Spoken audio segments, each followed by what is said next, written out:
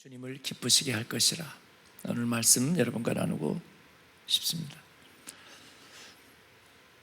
1절을 같이 한번 다시 읽겠습니다. 믿음이 강한 우리는 마땅히 믿음이 약한 자의 약점을 담당하고 자기를 기쁘게 하지 아니할 것이라. 아멘. 어제 말씀에서 믿음이 강한 자를 믿음이 강한 우리는 이라고 바울 사도가 그렇게 얘기하고 있지만 자기가 믿음이 강하다 이렇게 얘기하려는 것이 아니라 아무리 예수 그리스도를 믿음에 있어서 아무런 양심의 거리낌이 없어 하는 사람들, 바로 당신, 바로 우리. 그래서 우리가 믿음이 강하다고 한다면, 그런데 거리낌이 많은 사람들,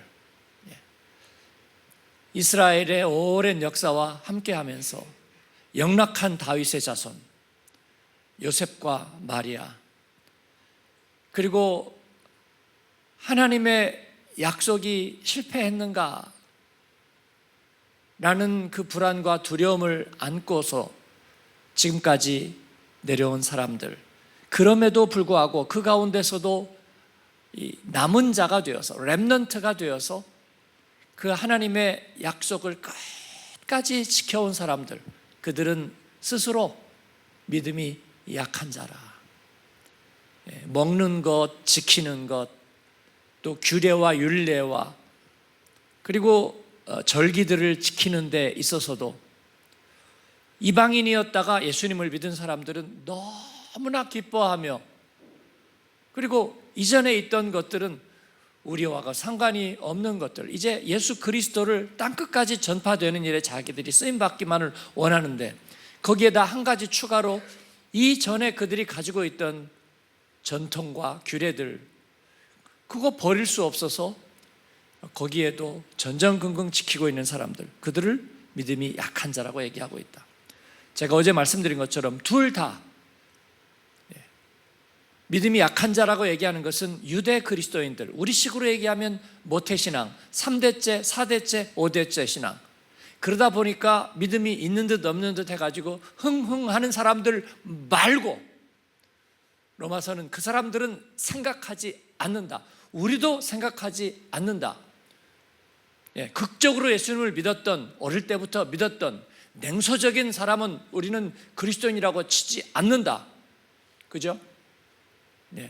모델로 여기지 않는다. 그 사람들을 말하는 것이 아니라 모태신앙이고 교회 안에 자라오면서도 눈물처럼 고통처럼, 때로는 교회가 갈라지는 법은 없죠. 사람들이 갈라지는 거죠. 미성숙이 사람들이 교회에서 갈라지는 일이 있어도 가슴앓이처럼 주의 교회를 지키려 하고, 우리 교회도 그런 분들 많죠. 디아스포라에서 교회들이 갈라지는데 이쪽에도 저쪽에도 서지 않고 주님 편에 서서 우리 부모가 가졌던 신앙으로 주의 교회를 위하여 눈물과 기도로 서려는 사람들, 그렇습니다. 그런 이들이 로마서적으로 보면 유대 그리스도인들, 오늘 우리적으로 본다면 모태신앙이면서 부모의 눈물 어린 순종의 신앙, 주의 교회를 향해서 제물되는 신앙을 가지고 있는 사람들 말이에요. 그래서 한국 교회가, 오늘날의 교회가 그리스도인이, 이런 말에 동조할 수 없는 사람들, 그럴 때마다 돌이 있으면 내가 맞고 우리 예수님을 위해서 내가 십자가를 져야지 생각하는 사람들, 그게 믿음의 약한 자에 들어가는 거예요. 왜냐하면 자기가 받아야 될 거가 많고 져야 될 짐이 많기 때문이죠. 믿음이 강한 자는 그런 거 신경 안 쓰고, 우린 그딴 거 신경 안 써요. 예수님 만나고 가슴이 뜨겁고 우리는 당당하게 믿음으로 살면 돼요 라고 생각하는 사람들은 믿음이 강한 이들이죠. 제가 어느 쪽에 여러분의 마음이 가느냐 그랬어요. 저는 당연히 교회를 지켜온 사람 쪽에 마음이 간다 그랬습니다. 코로나가 지나면서 전통교회가 사람이 비었어요. 예배 출석에 비었어요. 왜냐하면 어차피 전통교회이기 때문에 젊은 사람들이 많지 않거든요. 그리고 전통교회라는 게 서울로 치면 사대문 안에 들어와 있는 사람들은 다 도시 외곽 지역으로 다 빠져나가잖아요. 다 빠져나가요. 그러니까 그 교회를 지키던 세대들도, 소위 어르신 세대들도 다 밖으로 나가서 사는 경우가 많아졌습니다. 그래도 그분들은 교회를 오는 거예요. 밖에 나가면 분당이며 일산이며 저기 동탄이며 용인이며 어디에 이제 그 몰려나간 사람들을 위한 새로 부흥되는 그런 큰 교회들이 널려 있습니다. 젊은 세대들이 많은. 그런데 거기에 나가면 편하죠. 그런데 그럴 수가 없는 거예요. 왜냐하면 지켜온 교회이기 때문에. 그래서 오랜 시간이 걸려서 옛날 교회로 오는 거예요. 근데 문제는 코로나가 터졌잖아요. 그리고 그 시대가 기저질환이거나 아니면 면역이 약한 사람이잖아요. 그래서 예배를 잘 못 오는 거예요. 그런데 무슨 현상이 생긴 줄 아세요? 그러니까 사람들이 적고, 그래서 교회가 재정적으로도 어려워지는 거죠. 그 전통교회가 한국교회 선교를 담당했습니다. 재정이 어렵다는 것을 무슨 장사 수익 내는 거로 생각하는 이들에게 화 있을진저. 그건 적대적인 언론들이 그렇게 얘기하는 거고요. 적어도 독일도 그렇게 교회에 대해서 얘기하지는 않습니다. 그런데 한국의 적대적인 언론들이 교회에 대해서 그렇게 폄하하죠. 돈을 못 거둔다. 그게 아니죠. 재정적으로 어렵다는 것은 뭐냐면 그 전통교회들이 세계 열방 가운데서 감당해온 세계 선교가 있는 거예요. 그런 부분들이 약해지고 있다는 거죠. 근데 어떤 현상들이 일어났느냐 하면 그런 전통교회가 코로나 때 재정이 늘어나는 일들이 생겨났습니다. 왜 그럴까요? 그건 그 교회를 섬겨온 우리 돌아가신 어머니 아버지 같은 분들, 장인 장모님 같은 분들, 여러분의 부모님 같은 그 분들이 주의 교회를 근심하는 거예요. 우리 파송한 선교사님들은 제대로 선교비를 보내고 있나, 이러고 있나 저러고 있나. 그러면서 그들이 온라인 예배 드리고, 왜냐하면 코로나 때 교회를 가지 못하니까. 그러면서도 전보다 헌금을 더 많이 온라인으로 보내는 거예요. 그래서 그 교회들이 재정이 늘어나는 일들을 경험했다, 그런 것입니다. 그게 바울 사도가 얘기하고 있는 유대 그리스도인들입니다. 그 중에 많은 이들이 주님과 등을 돌리고 떠났습니다. 그리고 예수님을 영접하지 않았습니다.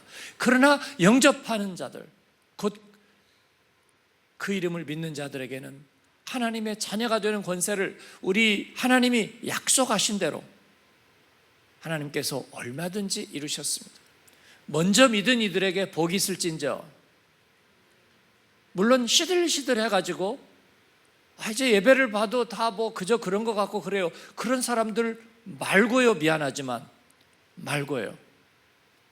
변함없이 가슴앓이처럼, 눈물처럼, 아픔처럼, 마치 오래된 편두통처럼 내 마음속에 주님에 대한 사랑을 안고, 그리고 그것을 잊지 못하고 끝까지 지켜나가는 이들에게 하나님의 축복이 있기를 바랍니다. 그런데 그렇게 구슬플 필요는 없습니다. 주님은 예수 믿는 것은 받은 증거 많도다. 믿는 자에게는 이와 같은 이사와 표적이 따르리라. 우리에게는 항상 믿음의 새로운 증거를 주시는 줄 믿습니다. 새로 믿는 성도들의 활기가, 생명이, 눈물이, 감격이 우리에게 다시 새로운 증거가 됩니다. 그렇습니다. 500년 된, 200년 된 나무에도 생명이 있다. 이번에 신영백 목사님이 오래된 나무 살리기 전문가라고 그러셨는데, 그렇기 때문에 주의 교회는 영원하고 주의 교회는 주님께서 불꽃 같은 눈으로 지키신다. 할렐루야. 공통점이 있다면 주를 위하여라고 어제는 말씀을 드렸습니다. 강한 자나 약한 자나 주를 위하여, 그리고 주를 위하여라는 말은 자기를 기쁘게 아니할 것이라. 제가 말씀을 드렸죠. 믿음에서 떠나가는 사람들, 시험이 있고 환난이 있고 신앙의 답을 얻지 못해서라고 얘기하면서 믿음을 떠나가는 사람들은 예수님 때로부터 지금까지 있습니다. 그들의 또 하나의 특징은 세상에서는 그러나 그들이 할 거 다 하고 있다는 이야기입니다. 그래서 우리는 그렇게 동정하지 않습니다. 세상에서 누릴 거 누리고 할 거 다 하기 때문이에요. 하나님에 대해서만 인색한 거예요. 예수님에 대해서만 인색하고 주의 교회에 대해서만 인색합니다. 그래서 주의 교회에 대해서만 섭섭하고 세상에 대해서는 섭섭하지 않아요.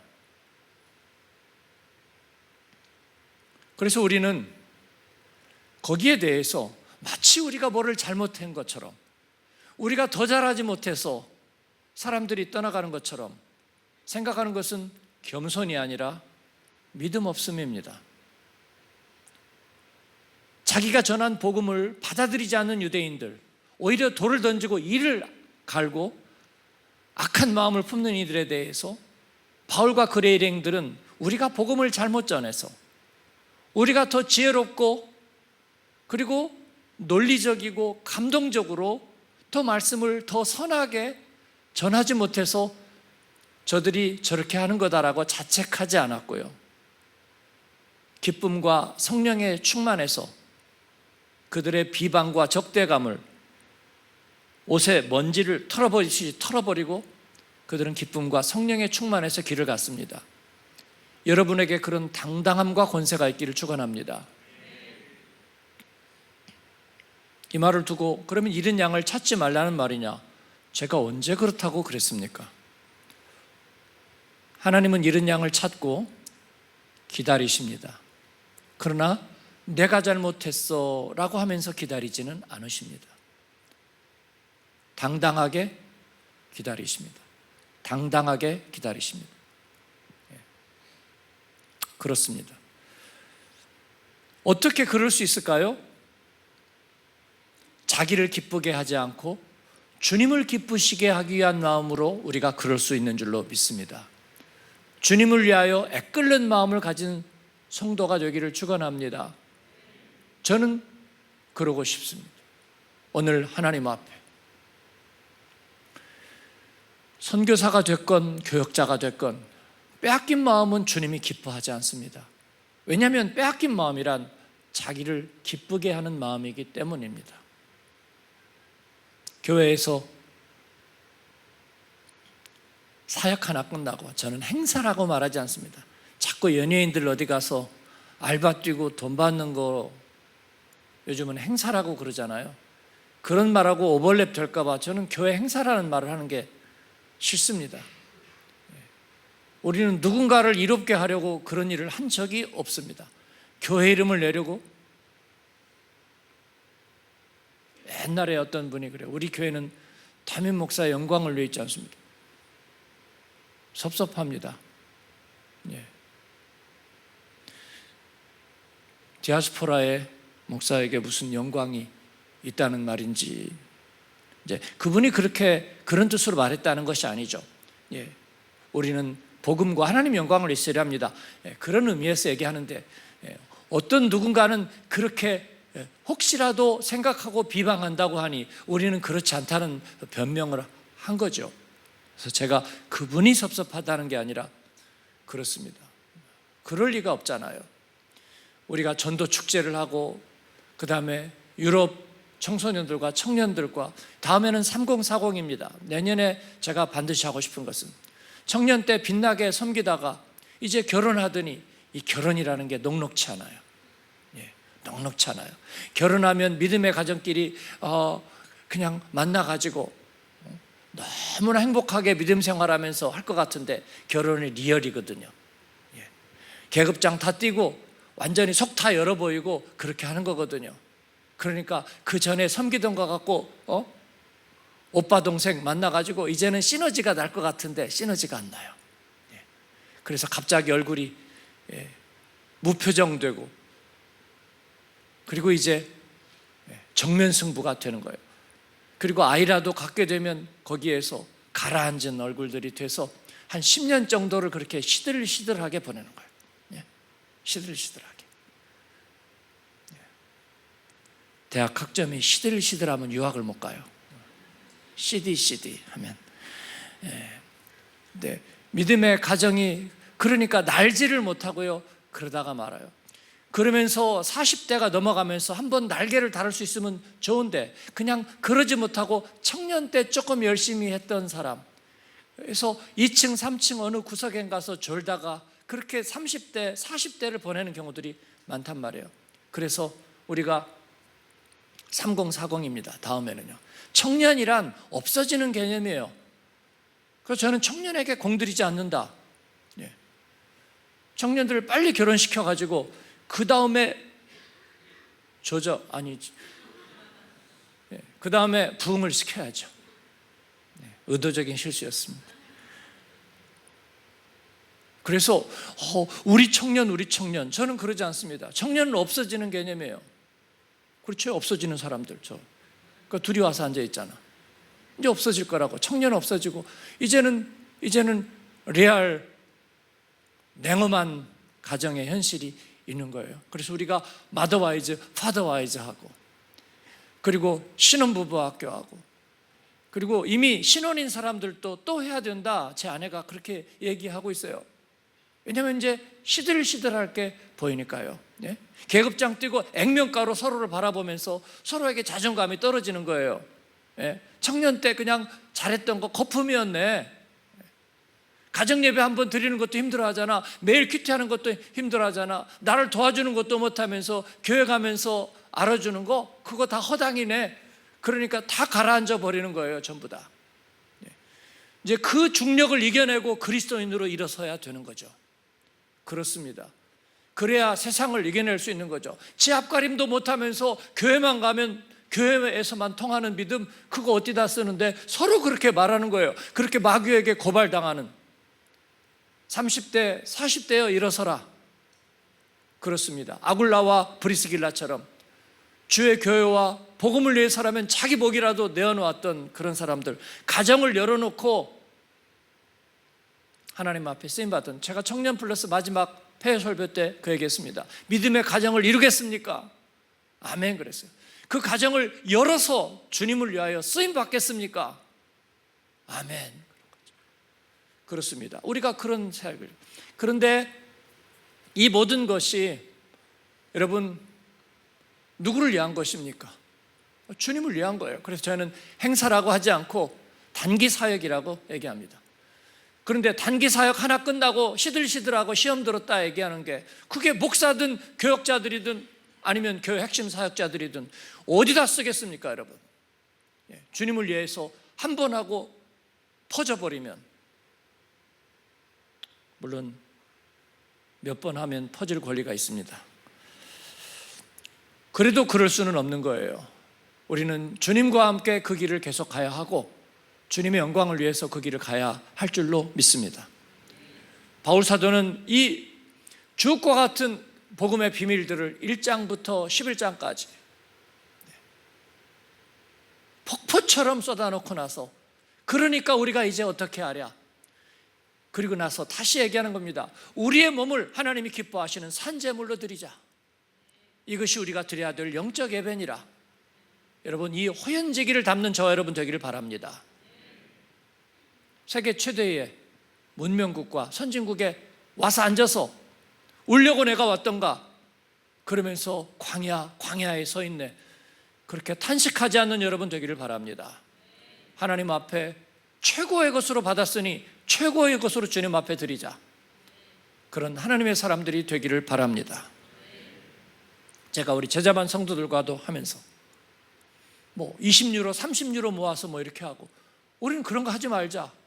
그럼 하나님이 우리에게도 20유로 30유로씩 부어주시지 않겠느냐. 그죠? 2000유로 3000유로 들어가는 거 하나님 제가 자원합니다. 그러니까 하나님 몰아주시는 축복을 허락해 주세요. 남김없이 주를 위하여 쓰겠습니다. 여러분에게 그런 배짱들이 있으시기를 바라요. 저는 뻥치는 거, 큰 소리 치는 거 싫어합니다. 그러나 하나님 앞에 우리가 소원을 가지고 그 소원대로 사는 것, 마귀가 세상에서 제일 두려워하는 걸 줄 믿습니다. 복음의 사람들은 그런 결기와 호연지기가 있었다는 거예요. 믿음이 강한 자와 약한 자, 먼저 믿은 이들과 나중 믿은 이들이 자기의 기준으로 서로를 재지 않고 서로를 받아주고 하나가 되는 거예요. 그렇게 되기를 원합니다. 그러니까 믿음 없는 사람들의 비아냥을 두려워하면서 받아들인다, 그런 의미가 아니고요. 서로에게 진실한 사람들, 그러면서도 죄의식이 많고 연약함도 있고 두려움도 있고 거리낌도 있는 그들을 서로 세워서 격려해주고, 그래, 당신의 높아심을 이해합니다. 당신의 더 잘하려는 마음을 이해합니다. 에이, 뭐 아무것도 아닌데 그 쓸데없이 그래, 그렇게 하지 않는다는 거예요. 오케이, 당신의 그 기백을 존중합니다. 저 사람은 자기가 옳은 것만 옳지 사실 다른 사람들의 연약함을 보지 못하네. 그렇게 비난하고 비방하지 않고, 오케이, 당신의 기백을 사랑하고 존중하고 멋있습니다. 그렇게 하는 거예요. 어떤 이들은 교회가 너무나 시끄러워요. 예배도 시끄럽고 찬양 소리도 시끄럽고 좀 조용하게 예배했으면 좋겠어요. 어디 조용한 데 없나? 압구정동 소망교회 조용하더라. 그죠? 파이프 organ 천장 20m 넓은 데에서 조용하게 예배하다가 바늘 떨어지는 소리도 들리게 말씀 듣고 조용히 집에 가. 나는 그게 좋더라. 오케이, 저도 좋습니다. 근데 어디 가니까 펄펄 뛰고 난리를 치면서 찬양하고 예배하고, 그것도 좋습니다. 주관이 뭐예요? 주관은 주를 기쁘시게 하는 것입니다. 일은 영원히 돌아오고 하나님 앞에 교회가 일어서네, 그게 좋은 거예요. 그래서 주님을 기쁘시게 하는 것, 그 중에 어느 누구도 자기를 기쁘게 하지 아니할 거라. 자기 만족을 위해서 하지 않는 것입니다. 거룩하신 하나님 앞에서. 주님은, 그래서 바울사도는 성경을 인용하고 있습니다. 오늘 15장 1절 13절에도 성경을 많이 인용하고 있어요. 그 중에 첫 번째는 3절입니다. 3절 같이 읽겠습니다. 그리스도께서도 자기를 기쁘게 하지 아니하셨나니 기록된 바 주를 비방하는 자들의 비방이 내게 미쳤나이다 함과 같으니라. 시편 69편 9절을 인용하고 있는 거죠. 주를 비방하는 자들의 비방이 내게 미쳤나이다. 자기를 비방한 게 아니에요. 하나님을 비방하는 그 비방을 자기가 받았다는 거예요. 그 시편의 말씀처럼 예수님께서도 하나님과 자신을 동일시 여기는, 아버지와 나는 하나이니라. 근데 하나가 무슨 돈 많은 거, 내가 모든 권리 갖다 쓸 수 있는 거, 그런 점에서 아버지와 내가 하나다고 얘기한 것이 아니라 주를 비방하는 무리들의 비방에 대해서 나도 아버지와 하나이니 내가 그 비방을 받는 것이 마땅하다 라고 얘기하는, 하나님과 동일시되는, 자기를 기쁘게 하지 아니하고 주님을 기쁘게 하는.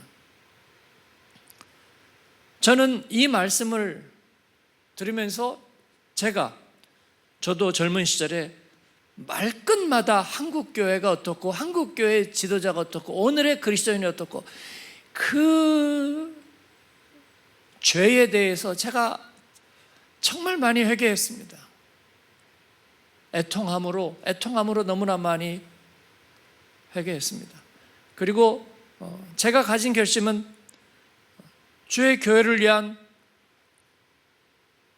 불신앙의 돌멩이들이 있다면 내가 맡겠다, 그런 것입니다. 여러분도 그런 각오가 있으신 줄 압니다. 주의 교회를 위하여. 장로님들은 그런 분들입니다. 목회자에게 도리어올 때 장로님들이 앞서서 막는 거예요. 제가 그 뒤에 비겁하게 숨겠다는 게 아니라 장로님들은 그런 분입니다. 우리 아버님들이 그랬습니다. 주의 교회를 위하여 그들이 막는 거예요. 설사 교회가 어려움이 생기면 우리 장로님들은 자기 집을 내놓고 재산을 내놓더라도 주의 교회를 위해서 막았던 거예요. 그렇습니다. 그래서 주의 교회가 서 있고 세계 선교를 위해서 나갈 수 있는 줄로 믿습니다. 예수님은 그렇게 하셨다는 것입니다. 그런 이들에게 대한 축복이 5절 6절에서 나타나 있습니다. 같이 읽겠습니다. 이제 인내와 위로의 하나님이 너희로 그리스도 예수를 본받아 서로 뜻이 같게 하여 주사 한 마음과 한 입으로 하나님 곧 우리 주 예수 그리스도의 아버지께 영광을 돌리게 하려 하노라. 아멘. 이 축복이 여러분에게, 우리 교회에게, 그리고 주의 교회와 주님을 사랑하는 모든 이들에게 있기를 바랍니다. 우리끼리 서로 충분해요, 충분해.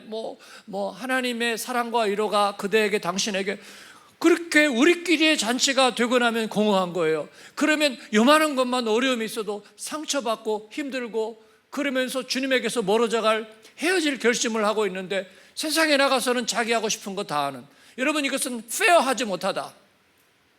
페어하지 못하다. 그리고 나는 위로받지 못했다고 얘기하는 것, 이것은 페어하지 못하다. 여러분, 그 사랑을 다 받고도 그 사랑에 응답하지 못하는 그 죄송함을 부여안고 주님 앞에 서야 될 줄로 믿습니다.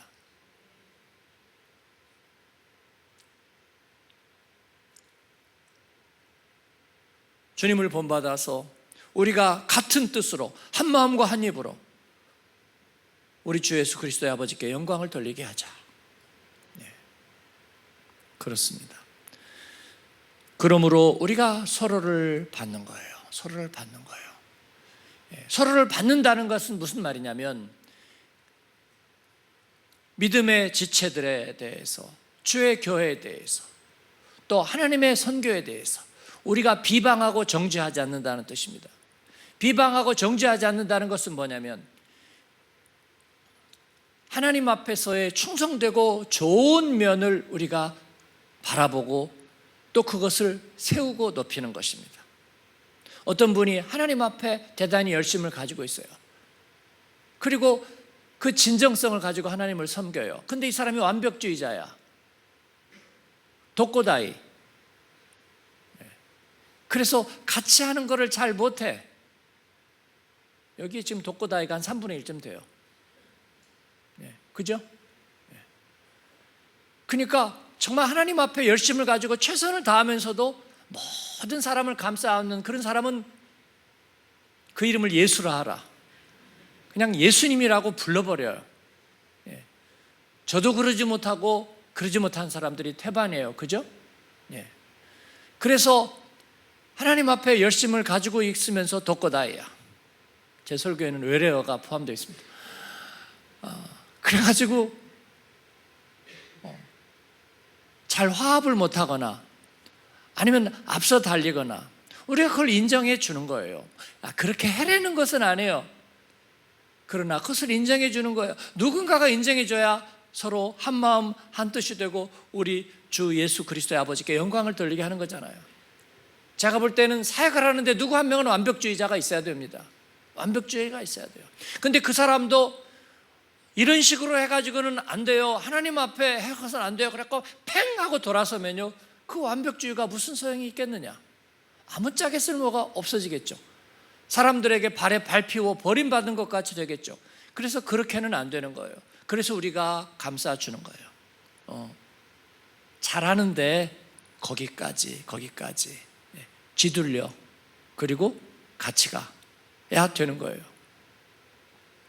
그렇습니다. 이게 우리가 하나 되는 거예요. 그리고 그 사람의 하나님을 향한 열심과 장점과 그리고 좋은 점을 보는 거예요. 그런데 그렇게 하나님 앞에 열심이면서 자꾸 사람에게 투덜거리면요, 그 얘기는 못 들은 척 하면 돼요. 그 입 다무시고 못 들은 것으로 할게요 하고 넘어가 버려야 돼요. 그것까지 다 받아버리면 주의 일이 망하게 돼요. 그래서 할 수는 없습니다. 어떤 이들은 잘 사람들의 마음을 들어주고, 그런데 뭔가 구체적인 결단과 헌신에서 부족한 점이 많이 있을 수 있어요. 그런데도 하나님 앞에 사랑하고 사모하는 마음을 가지고 있어요. 우리가 그것을 품어줘야 돼요. 그것을 품어줘야 돼. 굵직하게 한 방을 지르지 못하지만 그래도 언제나 주의 일에 언저리에 이렇게 있으면서 함께하는 그들을 붙잡아 줘야 합니다. 근데 그거를 판단하고 정죄해서 밀어버리면 역시 공동체가 무너지는 거예요. 무너지는 거예요. 제가 청소년 아카데미나 이럴 때 잘 모르잖아요. 한국 상황에 대해서. 그래서 강사들로 좋은 분들 있으면 이렇게 모시려고 이렇게 저렇게 귀를 열어놓는데 잘 판단하기가 어려워요. 그래서 여러분들이 뭐 유튜브에 나온 것들을 보고 이렇네 저렇네. 근데 유튜브 보니까 뭐 좀 아닌 것 같아요. 너무 나대고 너무 자기 자랑하고 그래서 아닌 것 같아요. 저는 잘 모르겠어요. 그러나 저는 그런 것으로는 미디어를 가지고 사람의 중심을 판단할 수는 저는 없다고 생각해요. 그래서 어떤 이들이 좋다고 얘기하면 그리고 청소년과 청년들에게 좋다고 얘기한다면 이유가 있을 거다. 그러니까 한번 우리가 진짜 실제로 경험을 해보자. 알 방법이 없잖아요. 알 방법이 없도다. 그래서 이렇게 경험을 해보면 제가 보니까 그런 것 같아요. 이번에도 한 번, 두 번, 세 번 들어보니까 첫 번째하고 두 번째하고 달라요. 첫 번째는 좀 아쉬운데 너무 개그 코드인데 그런 마음이 들었다가도 내가 주의 일을 얻지. 두 번째 들으니까 저의 그런 기색을 읽었을 수도 있고요. 어쨌든 두 번째 들으니까 왜 쓰임 받는지 알겠다. 또 세 번째 들으니까 참 유익이 있구나. 그런 거예요, 여러분. 우리가 하나님이 하시는 일에 대해서 우리가 겸손하고 받아들이는 마음이 필요하다. 주의 사역에 대해서 그러하다. 그런 거예요, 여러분. 그래서 강점을 보는 거예요.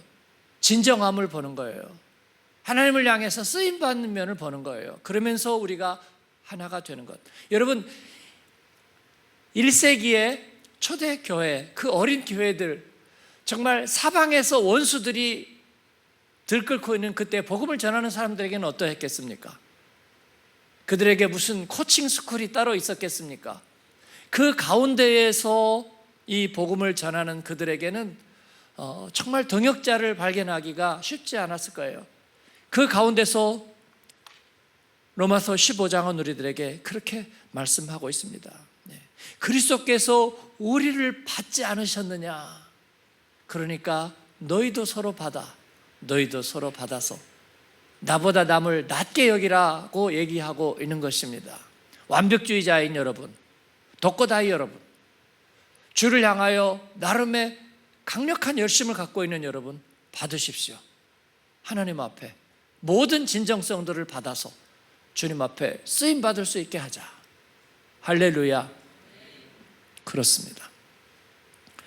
그 이야기를 9절 이하에 보면 성경을 4군데나 인용하면서 얘기하고 있고요. 심지어는 예수님에 대해서 뭐라고 얘기하고 있냐면 8절에서 하나님의 진실하심을 위하여 그리스도께서 할례의 추종자가 되셨으니, 이건 바울이 자기 모순이에요. 율법은 이제 끝났다고 말하는 바울 사도가, 그리스도는 율법의 마침이요 완성이라고 얘기한 바울 사도가 예수님을 할례의 추종자가 되셨다고 말하는 것은 지나치게 깎아내린 격하이잖아요. 그런데도 왜 이렇게 강조해서 얘기하는 거겠습니까?